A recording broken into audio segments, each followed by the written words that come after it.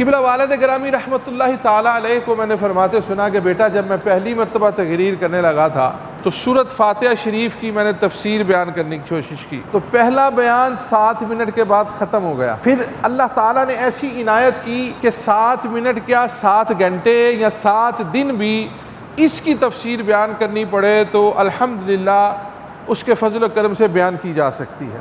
یہ وہ سورت ہے جو ہماری ہر نماز کی ہر رکعت میں واجب قرار دے دی گئی۔ اس کی 7 آیات، اس کو ترتیب کے ساتھ پڑھنا، پہلے سورۃ فاتحہ پڑھنا، یہ ساری چیزیں نماز میں واجب قرار دی گئی ہیں۔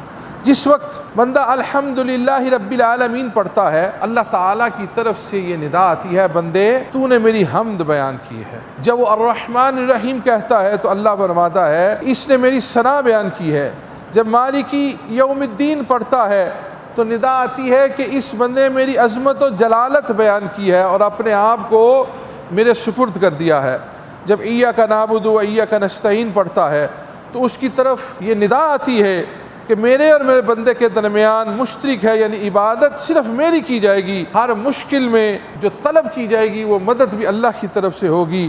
اور جب وہ اہدنا الصراط المستقیم سے ولا الضالین تک بڑھتا ہے تو اللہ تعالیٰ اس کو چونکہ دعائیہ کلمات ہیں تو صراط مستقیم بھی عطا فرماتا ہے اور برائی سے بھی اس کو نجات نصیب فرماتا ہے۔